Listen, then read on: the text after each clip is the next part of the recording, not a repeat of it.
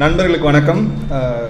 ஒரு நியூ இயரோட முதல் வீக்கெண்ட், முதல் சாட்டர்டே நைட்டுக்கு புத்தக வெளியீட்டு விழாக்கு இவ்வளோ பேர் வந்து உட்காந்துருக்கீங்க. அதுக்கு முதல்ல நன்றி இங்கே வந்ததுக்கு. எப்பயுமே வந்து புத்தகம் இது மாதிரி பற்றி பேசணும் அப்படின்னு கேட்கும்போது இருக்கிறதுலே கொஞ்சம் சின்ன புக்காக கொடுத்தீங்கன்னா கொஞ்சம் ப்ரிப்பேர் பண்ணுறதுக்கு ஈஸியாக இருக்கும் அப்படின்னு அருண்கிட்ட கார்த்திகிட்ட கேட்பேன். இருக்கிறதுலே பெரிய புத்தகத்தை வந்து கொடுத்துட்டாங்க. 258 பக்கம் இருக்குது. அண்ட் கவிதை மாதிரி கதை மாதிரி என்னால் டக்குன்னு கோட் பண்ணி பேச முடியாது, ஏன்னா ரெஃபரன்ஸே 3 பக்கத்துக்கு கொடுத்துருக்காங்க.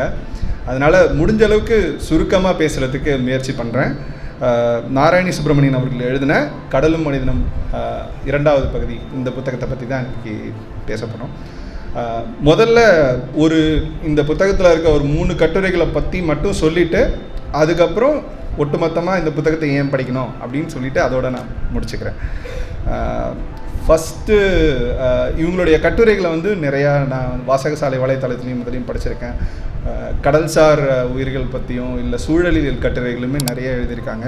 இதில் முதல் கட்டுரை வந்து ஒரு ஆக்டோபஸ், இங்கி அப்படின்னு ஒரு ஆக்டோபஸ் வந்து என்னன்னா நியூசிலாண்டில் அதை கேப்டிவாக வச்சுருக்க இடத்துலேருந்து தப்பிச்சு போயிடுது. தப்பிச்சு எப்படி போச்சு அப்படின்னு பார்த்தா அதை அடைச்சி வச்சுருக்க தொட்டிக்கு பக்கத்தில் ஒரு சின்ன அவுட்லெட் இருக்குது. அந்த இடத்துக்கிட்ட தண்ணி இருக்குது. அதுக்கப்புறம் வந்து அது வந்து தொட்டியிலிருந்து ஏறி குதித்து அதுக்கப்புறம் மூவ் ஆகி அந்த அவுட்லெட்டை யூஸ் பண்ணி 50 மீட்டர்ஸ் நகர்ந்து கடலுக்குள்ளே அது கலக்கிறதுக்கு போயிருக்கு அப்படின்றத புரிஞ்சுக்கிறாங்க ஆராய்ச்சியாளர்கள். அவங்களுக்கு வந்து ரொம்ப ரொம்ப வியப்பாக இருக்குது. ஒரு சின்ன ஒரு கடல்வாழ் உயிரினம் வந்து எப்படி இவ்வளோ இன்டெலிஜென்ட்டாக செயல்படுது அப்படின்ற. அப்போது அதுக்கு சில கேரக்டர்ஸ் இருக்குது அப்படின்னு சொல்கிறாங்க. எழுத்தாளர் என்ன சொல்கிறாங்கன்னா, அதுக்கு வந்து சில குணாதிசயங்கள் இருக்குது, சில ஃபேக்டர்ஸ் இருக்குது. ஃபேஷியல் ரெகக்னிஷன், ஃபீலிங்ஸை வந்து எக்ஸ்ப்ரெஸ் பண்ணுறது, ஒரு பொருள் கிடச்சிதுன்னா அதை பற்றி விளையாடுறது, கிட்டத்தட்ட ஒரு குழந்தைக்கு உள்ள குணாதிசயங்கள் எல்லாத்தையும் சொல்லிவிட்டு ப்ராப்ளம் சால்விங் ஸ்கில்ஸு இதெல்லாம் இருக்குது, ஒரு ஆக்டோபஸ்க்கு இருக்குது. அதனால தான் வந்து சில சமயம் ஒரு பொருள் கிடச்சிது, அதனால் தனக்கு ஆபத்து இல்லை, அதுக்கு உயிர் இல்லைன்னு தெரிஞ்சதுன்னா அதை விளையாடுறதுக்கும், இல்லை இந்த மாதிரி ஒரு இடத்துலேருந்து யோசித்து போகிறதுக்கும் அது அந்தளவுக்கு அது யோசிக்குது அப்படின்னு. இதை கேட்டுட்டு இந்த கட்டுரையோட மெயின் பாயிண்ட் நான் வந்து எதனால் வந்து இந்த தகவல் வந்து ஒரு சின்ன ஒரு பெட்டி செய்தியாக இருக்கலாம், இது ஒரு கட்டுரை ஆக வேண்டியதுக்கான அவசியம் என்னன்றது வந்து இந்த கட்டுரையுடைய 2ஆம் பாதியில் இருக்குது. ஆந்த்ரோபோமார்பிசம் அப்படின்னு ஒரு விஷயத்த சொல்கிறாங்க. என்னென்னா மனித பண்பேற்றம். இப்போது மனுஷங்களில் வந்து ஒருத்தருக்கு ஒரு குணாதிசயங்கள் இருக்குது. ஒரு கோவக்காரன், இவன் வந்து ஒரு நகைச்சுவை உணர்வுள்ள ஒரு ஆள், இவங்க வந்து கொஞ்சம் பாசக்காரங்க, இந்த மாதிரி ஒருத்தரையும் நம்ம சொல்கிறோம் இல்லையா. இந்த குணாதிசயங்களை வச்சு விலங்குகள் மேலே மனித பண்புகளை ஏற்றி நம்ம சொல்கிறது. இப்போ நாய்னா நன்றி உள்ளது, நரி தந்திரமானது, இந்த மாதிரி சொல்கிற விஷயத்த ஆந்த்ரோபோமார்பிசம் அப்படின்னு சொல்கிறாங்க. அது சரியா? மனிதர்களுக்கான ஒரு இன்டெலிஜென்ஸை மெஷர் பண்ணுற ஒரு அளவீடுகளையும் புரிதலையும் வச்சுக்கிட்டு இன்னொரு உயிரினத்தை வந்து நம்ம இன்டெலிஜென்ட்னோ இல்லை கிளவர்னோ சொல்கிறது சரியா அப்படின்னு ஒரு கேள்விக்கு உட்படுத்துகிறாங்க. ரொம்ப ரொம்ப நல்ல கட்டுரை இது. எனக்கு இந்த கட்டுரை இன்னொரு விஷயத்தையும் ஞாபகப்படுத்துச்சு. மை ஆக்டோபஸ் டீச்சர் அப்படின்னு ஒரு டாக்குமெண்ட்ரி ஃபிலிம் 2021 வந்து பெஸ்ட் டாக்குமெண்ட்ரிக்கான அகாடமி அவார்டு வாங்கின படம்.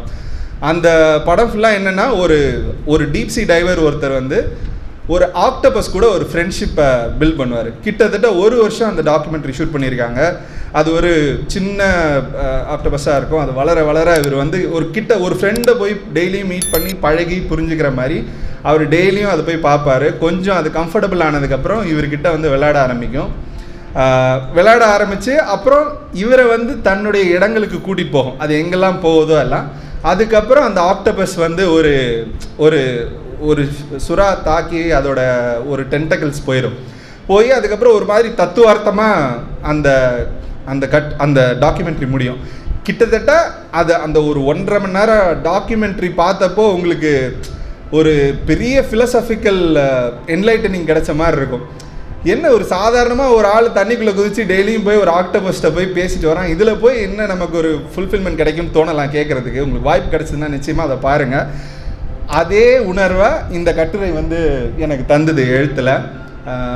ஆரம்பத்தில் வந்து ஒரு ருசிகரமான தகவல் அப்படின்ற மாதிரி ஆரம்பித்து கொஞ்சம் கொஞ்சமாக போய் அதோட கேரக்டரிஸ்டிக் ஃபீச்சர்ஸ்ன்னு சொல்லிவிட்டு கடைசியில் மனித பண்பேற்றம், இதை வந்து நம்மளுடைய டேர்ம்ஸில் பிற உயிர்களை வந்து நம்ம ஜட்ஜ் பண்ணுறதோ இல்லை அது இப்படி தான் இருக்குது, அது வந்து இன்டெலிஜென்ட்னு சொல்கிறதோ ஏன் அது சரியாக தவறான்ற மாதிரி ஒரு கேள்வி வச்சுருந்தாங்க. கிட்டத்தட்ட இந்த மொத்த புத்தகத்தில் இருக்கிற எல்லா கட்டுரைகளோட எசன்ஸுமே அந்த மாதிரி தான். சயின்டிஸ்ட் வந்து ஒரு சயின்டிஸ்ட்டோ இல்லை ரிசர்ச் பண்ணுறவங்களோ எப்போவுமே ரொம்ப நான் கன்ஃபார்மிஸ்டாக தான் இருப்பாங்க. எந்த ஒரு விஷயம் இருக்கோ அதை வந்து நேரடியாக ஆமாம் இல்லை அப்படின்னு அவங்களால சொல்ல முடியாது. ஏன்னா அவங்களுடைய எப்படி சொல்கிறது, அவங்களோட வேலை அது இல்லை. இருக்கிற ஃபேக்ட்ஸை வச்சு இப்போ உங்ககிட்ட இல்லை என்கிட்ட வந்து ஒருத்தர் ஏலியன் இருக்காங்களா அப்படின்னு கேட்டால் இல்லை அப்படின்னு சொல்லுவேன். இதே வந்து ஒரு சயின்டிஸ்ட் கிட்ட ஒருத்தவங்க போய் ஏலியன்ஸ் இருக்காங்களா அப்படின்னு கேட்டால் இருக்கிறதுக்கான சாத்தியக்கூறுகள் இருக்குது, ஆனால் தெளிவாக சொல்ல முடியாது. இவ்வளோ தூரத்துக்கு அப்பால் இத்தனை கிரகங்கள் இருக்குது, இவ்வளோ கோள் கூட்டங்கள் இருக்குது, கேலக்சிஸ் இருக்குது, ஸோ அதனால் இருக்கலாம் அப்படின்னு தான் சொல்லுவாங்க. ஸோ அந்த ஒரு ஆராய்ச்சியாளருக்கான பார்வையோட ஒவ்வொரு கட்டுரையுமே அவங்க அணுகியிருக்காங்க. இரண்டாவது கட்டுரை வந்து ஒரு நெத்திலி மீனை பற்றி. நெத்திலி மீனுக்கு பின்னாடி இவ்வளோ பெரிய வரலாறு இருக்குன்னு சத்தியமாக எனக்கு தெரியவே தெரியாது. பெரு நாட்டில் நெத்திலி மீன்கள் வந்து ஏற்றுமதி செய்யப்படுறதை பற்றின ஒரு கட்டுரை. அதுக்கு முன்னாடி கேபிட்டலிசத்துக்குன்னு ஒரு ரெசிபி ஒன்று இருக்குது. என்னென்னா, ஒரு இடத்துல ஒரு மூன்றாம் உலக நாடு இருக்குன்னு வச்சுப்போம்.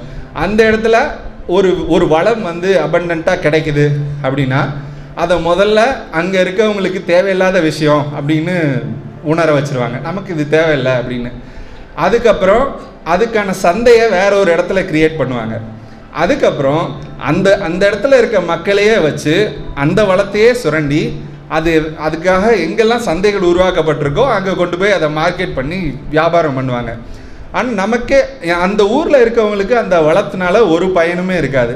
இது வந்து ஒரு கேபிட்டலிசம் ரெசிபி அப்படின்னு வச்சுக்கலாம். கிட்டத்தட்ட அந்த பேட்டர்னை வந்து ரொம்ப அழகாக தெளிவாக சொல்லியிருக்காங்க. பெரு நாட்டிலிருந்து இந்த நெத்திலி மீன்கள் வந்து ஒரு காலத்தில் அவங்க கிட்டத்தட்ட ஒரு சில நூற்றாண்டுகளுக்கு முன்பு வரைக்கும் அவங்களுடைய அன்றாட உணவாகவும் அவங்களுக்கு தேவையான எல்லா சக்தியும் கொடுக்குற ஒரு உணவாக இருந்த ஒரு விஷயம். ஒரு கட்டத்தில் அவங்க வந்து ஏற்றுமதிக்காக அதை வந்து வெறுமனே தீவன மீன்களாக வளர்க்க ஆரம்பித்து ஏற்றுமதி பண்ண ஆரம்பிச்சிடுறாங்க. ஆனால் அந்த நாட்டில் அதுக்கப்புறம் 50% மேலே பாப்புலேஷன் வந்து மால்நரிஷ்டாக இருக்காங்க, அவங்களுக்கு தேவையான சத்து கிடைக்கல. இவ்வளோ பெரிய ரிசோர்ஸ் இருந்துமே அவங்களுக்கு தேவையானது அதுதான், இருந்தாலும் அதை வந்து தனக்கு வந்து அது தேவையில்லைன்னு அவங்க நம்ப ஆரம்பிச்சிடுறாங்க. அவங்களே அதை வளர்த்து வெளிநாடுகளுக்கு எக்ஸ்போர்ட் பண்ண ஆரம்பிச்சிடுறாங்க. இந்த எஃபெக்ட் அதை வந்து ரொம்ப ரொம்ப தெளிவாக அந்த கட்டுரையை வந்து விளக்கி சொல்லியிருந்தாங்க. அதுக்கப்புறம் அரசாங்கம் வந்து இதோட முக்கியத்துவத்தை புரிய வச்சு அவங்களுக்கு வந்து உணவில் இதை சேர்த்துக்கணும்னு சொல்லும்போது, இப்போ நம்ம ஊர்லெலாம் ஒரு மைண்ட் செட் இருக்குல்ல, இப்போ சத்துணவு அப்படின்னு சொல்லும்போது அப்படி ஒரு எப்படி சொல்கிறது, அதோட அருமை புரியாதவங்களுக்கு வந்து அதை ரொம்ப அலட்சியமாக பார்ப்பாங்கல்ல. உண்மையிலே பசித்தவனுக்கு தான் அது எவ்வளோ தேவைன்னு தெரியும். அந்த முட்டையோ அந்த பருப்பு சோறும் எவ்வளோ ருசியானதுன்னு அவனுக்கு தான் தெரியும். அரசாங்கம் கொடுக்குறதுனாலே அது வந்து அலட்சியப்படுத்தப்படுற விஷயமா ஆகிடும்ல. அதே மாதிரி அவங்களும் பண்ணுறாங்க. அந்த பெருநாட்டில் இருக்க மக்களும் வந்து இதை ஏதோ அரசாங்கம் கொடுக்குற ஒரு சப்ளிமெண்டல் ஃபுட்டு அப்படின்னு சொல்கிறாங்க. ஸோ அந்த நெத்திலி மீன்களை பற்றி ஏகப்பட்ட தகவல்கள், வரலாறு, அரசியல்னு எல்லாத்தையும் பேசி அந்த கட்டுரையை வந்து முடிக்கிறாங்க. எனக்கு அந்த கட்டுரையை படிச்சுட்டு அடுத்த வாட்டி தட்டில் நெத்திலி மீனை பார்த்தா ஒரு 2 நிமிஷம் எந்திரிச்சின்னு மரியாதை செலுத்தணுன்ற லெவலுக்கு தோண வச்சுற அளவுக்கு அவ்வளவு தகவல்களை வந்து கொட்டி வச்சுருக்கிறாங்க அந்த கட்டுரையில். அடுத்தது வந்து ரொம்ப ரொம்ப ஒரு முக்கியமான கட்டுரை. ஓகே, குவானோ, வெள்ளை தங்கம். முதல்ல அந்த குவானோனா என்னன்னு இவங்க சொல்லவே இல்லை. ஃபஸ்ட்டு வந்து இவங்க என்ன சொல்கிறாங்கன்னா, இந்த பொருளுக்காக வந்து பல நூற்றாண்டுகளாக காலனைசர்ஸ் வந்து மாற்றி பெரு சுற்றி இருக்கிற தீவுகளுக்கு வந்து படையெடுப்பு நடத்தியிருக்காங்க. 1500லேருந்து ஒரு கட்டத்துலேயும் ஐரோப்பியர்கள், அமெரிக்கர்கள், பிற லத்தீன் அமெரிக்க நாட்டு மக்கள்னு ஒருத்தரும் வந்து படையெடுப்பு செஞ்சுருக்காங்க. இதுக்காக அவ்வளோ வேல்யூ இருக்குது, அவ்வளோ சண்டை நடந்திருக்குன்னொடனே சரி ஓகே, தங்கம், வெள்ளை தங்கம்னு வேற சொல்கிறாங்க. கண்டிப்பாக இது ஏதோ தந்தமாக இருக்குமோ, இல்லை கடல் வாழ் உயிரினம்ன்றதுனால மேபி வால்ரஸோட பல்லாக இருக்கும் அப்படிலாம் நினச்சேன். கடைசியில் வந்து வடிவேல் காமெடியில் வர மாதிரி ஒரு காக்கா இவ்வளோண்டு ஆகி போனதுக்கு இவ்வளோ பெரிய கலவரமான பறவை எச்சம் தான் வந்து குவானோ. அதாவது கடல்வாழ் பறவைகளுடைய எச்சம். இந்த முதல் கட்டுரையில் நம்ம பார்த்த அந்த நெத்திலி மீன்கள் மாதிரி சின்ன சின்ன மீன்களை சாப்பிட்டுட்டு மனித நடமாட்டம் இல்லாத தீவுகளில் பறவைகள் வந்து அங்கேயே முட்டையிட்டு குஞ்சு பொறிச்சு அடைக்காத்து அங்கேயே இருந்து எச்சமிட்டு அது செடிமெண்ட்டாக சேர்ந்து சேர்ந்து சேர்ந்து சேர்ந்து பெரிய பாறைகள் மாதிரி ஆகி கிடக்கிற அதுதான் வந்து குவானம். அதை தான் வந்து வெள்ளை தங்கம் அப்படின்னு சொல்கிறாங்க. அதுக்கு வந்து ஏகப்பட்ட காலனைசர்ஸ் வந்து படையெடுப்பு நடத்தியிருக்காங்க.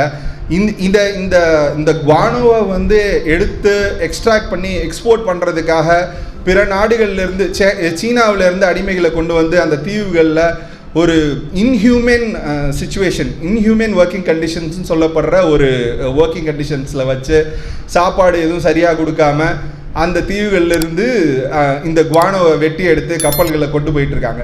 இந்த மாதிரி நூற்றுக்கணக்கான வருஷம் நடந்திருக்கு. எதனால் அந்த குவானோவுக்கு அவ்வளோ இம்பார்ட்டன்ஸ் அப்படின்னா, அதில் நைட்ரஜன் இருக்குது, பொட்டாசியம் இருக்குது, பாஸ்பேட் இருக்குது. அது வந்து ஃபர்டிலைசர், இயற்கை உரமாக பயன்படும் அப்படின்றத புரிஞ்சுட்டாங்க. சேம் கேபிட்டலிசம் ரெசிபி முந்தின கட்டுரைக்கு சொன்னேன் இல்லையா, அதே மாதிரி தான். அங்கே இருக்கவங்களுக்கு அது ஒரு சாதாரணமான விஷயமா இருக்கும், அவங்களுக்கு தெரியக்கூட தெரியாது. அவங்க என்ன பண்ணுறாங்கன்னா, அவங்களுடைய மூதாதையர்கள் வந்து இதெல்லாம் தெய்வத்துக்கான இடம், இங்கே யாரும் போகக்கூடாது இந்த நேரத்தில், இங்கே போனீங்கன்னா அவங்களுக்கு மரண தண்டனை தான் அப்படின்னு பழங்குடிகள் வந்து வச்சுருக்காங்க. சயின்டிஃபிக்காக பின்னாடி பார்க்கும்போது தெரியுது, அது வந்து அந்த பேர்ட்ஸை டிஸ்டர்ப் பண்ணாமல் இருக்கிறதுக்கும் இந்த ஹியூமன் இன்டர்வென்ஷன் வந்ததுன்னா அதுக்கப்புறம் அங்கே அந்த பறவைகளோட வரத்து குறைஞ்சி போயிடும், அது மொத்தமாக எல்லாத்தையும் அஃபெக்ட் பண்ணும் அப்படின்றதுக்காகவும் தான் அப்படின்னு. ஸோ இந்த 3வது கட்டுரை வந்து இதை பற்றி. எதுக்காக வெறுமனே 3 கட்டுரை மட்டும் எடுத்துக்கிட்டேன்னா, மீதி இருக்கிறத வந்து நீங்கள் படிக்கணுன்ற ஒரு க்யூரியாசிட்டிக்காக தான் இதை மட்டும் சொல்கிறேன். எனக்கு ரொம்ப ரொம்ப பிடிச்ச விஷயம் என்ன அப்படின்னா, பொதுவாக ஒரு துறை சார்ந்த ஒரு ஆராய்ச்சியாளரோ இல்லை அந்த துறையில் ஒரு எக்ஸ்பர்டீஸ் இருக்கிற ஒருத்தவங்க வந்து அதை பற்றி சொல்லும்போது ஒரு பயங்கரமான ஒரு அகாடமிக் டோன் வந்துடும். அந்த ஒரு அகாடமிக் மொழியில் தான் அவங்களால அதை எழுத முடியும், ரொம்ப எளிமைப்படுத்தி அவங்களால சொல்ல முடியாது. அப்படி ஒருத்தவங்ககிட்ட பேசும்போது அவங்க சொல்கிற விஷயத்த எளிமைப்படுத்தி சொன்னோன்னா நீ ஓவர் சிம்பிளிஃபை பண்ணுற அப்படின்னு சொல்லிடுவாங்க. அவங்களால அவ்வளோ சிம்பிளாக ஒரு விஷயத்த சொல்ல முடியாது. பட் நாராயணி அவர்கள் வந்து ரொம்ப எளிமையான மொழியில் இந்த எல்லா விஷயங்களையுமே எழுதியிருக்காங்க. வெறுமன அறிவியல் மட்டும் இல்லாமல் அறிவியல், புவி அரசியல், வரலாறு எல்லாத்தையும் ஒன்றா சேர்த்து ஒரு கட்டுரையுமே கொண்டு வந்து முடிச்சிருக்காங்க. அதுதான் எனக்கு ரொம்ப பிடிச்சது. அது ஒரு கன்ஜங்க்சர் மாதிரி, science, politics, geo politics, history, ஜியாகிரஃபின்னு எல்லாமே ஒன்றா முடிகிற இடம். அதை தாண்டி இது எல்லாமே சேர்ந்து ஒரு ஃபிலசபிக்கல் பாயிண்ட்டுக்கு வந்து நம்மளை கொண்டு போகும். முதல் கட்டுரையில் வந்து ஆக்டோபஸை பற்றி பேசும்போது சொன்னதும், கடைசியில் வந்து இவங்க சொல்கிற ஒரு விஷயம் இருக்குது. கடலுக்கும் மனிதனுக்குமான தொப்புள் கொடி உறவு அப்படின்னு சொல்கிறாங்க. அது வரைக்கும் அப்படி படித்து பார்க்கும்போது இந்த all the science leads to a philosophy, ஒரு தத்துவார்த்தமான ஒரு தேடலுக்குள்ளேயும் கேள்விக்குள்ளேயும் நம்மளை கொண்டு போய் தள்ளுது இந்த தரவுகள் எல்லாமே. வெறுமனே வந்து உங்களை எஜுகேட் பண்ணணும் அப்படின்னு மட்டும் இல்லாமல் அதுக்கு பின்னாடி இருக்கிற வரலாற்றை சொல்லி, அதுக்கு பின்னாடி இருக்கிற புவியியல் காரணிகளை சொல்லி கொஞ்சமே யோசிக்கல. எல்லாரையுமே அடிச்சிருக்காங்க. ஓகே, காலனைசர்ஸையும் அடிச்சிருக்காங்க, கேபிட்டலிஸ்டையும் அடிச்சிருக்காங்க. சூழலியல் பற்றின ஆர்வமும் அவசியமும் ஏன் தேவைங்கிறதையும் ஒரு கட்டுரையிலுமே வலியுறுத்தி சொல்லியிருக்காங்க. இந்த புத்தகம் ஏன் வந்து கண்டிப்பாக படிக்கணும் அப்படின்னா, நான் முன்னாடியே சொன்ன மாதிரி தான், கிளைமேட் சேஞ்ச் இஸ் ரியல். அது எங்கேயோ ஒரு கிரேட்டா துன்பர்க் வந்து ஒரு இடத்துல பேசி ஒரு சின்ன பொண்ணு பேசுதுன்னு யாரோ ட்வீட் போடும்போதோ இல்லை சன் நியூஸில் வந்து ஒரு நியூஸ் கார்டாக பார்க்கும்போதோ நமக்கு அதோட இம்பேக்ட் தெரியாது. சென்னையில் வந்து ஒரு வருஷத்தில் பெய்ய வேண்டிய மழை ஒரே நாளில் பெய்யுது அப்படின்னாலோ, இல்லை திருநெல்வேலியும் தூத்துக்குடியிலையும் வெள்ளம் அடித்து நவுத்துது அப்படின்னும் போதோ நம்மளால் கிளைமேட் சேஞ்ச் இஸ் ரியல் அப்படின்றத புரிஞ்சிக்க முடியும். எப்போவுமே எந்த ஒரு விஷயத்தை வந்து நம்மளால் புரிஞ்சிக்க முடியலையோ அதுக்கு மேலே தான் நமக்கு பயம் இருக்கும். ஆனால் எப்போ ஒரு விஷயத்தை வந்து நம்ம புரிஞ்சிக்க ஆரம்பிக்கிறோமோ அப்போது அதை வந்து நம்ம பாதுகாக்கணும்னு, அதுக்கும் நமக்குமான பிணைப்பு எப்படி இருக்கும்ன்றதையும் யோசிப்போம். அந்த க்யூரியாசிட்டியை வந்து தோண வைக்கிறதுக்கு இந்த மாதிரியான புத்தகங்கள் கண்டிப்பாக தேவை. இது வந்து குழந்தைகளுக்கு மட்டுமானதுலாம் கிடையாது, இது வளர்ந்த குழந்தைகளுக்கானதும் கூட. சூழலியல் கட்டுரைகள்னு அப்படியே சின்ன வட்டத்துல எல்லாம் சுருக்கிற வேணான்னு சொல்கிறேன். நான் அருண்கிட்டையோ இல்லை அடுத்து சொல்லும்போது சொல்கிறேன், வெறுமனே சூழலியல் கட்டுரைகளோ இல்லை கடல் வாழ்வுயிர்கள் பற்றின கட்டுரைகள்னு மட்டும் சுருக்கிறாமல் இது வந்து ஒரு பெட்டகம் மாதிரி இந்த புத்தகம். ஓகேவா? அதனால் எல்லாத்தையும் கவர் பண்ணுற இந்த புத்தகத்தை வந்து கட்டாயமாக படிங்க. புத்தகத்தை பற்றி உங்களுடைய கருத்துக்களையும் பகிர்ந்துக்கோங்க. எழுத்தாளருக்கு வந்து என்னுடைய வாழ்த்துக்கள், வாசகசாலைக்கு என்னுடைய நன்றிகள். நன்றி, வணக்கம்.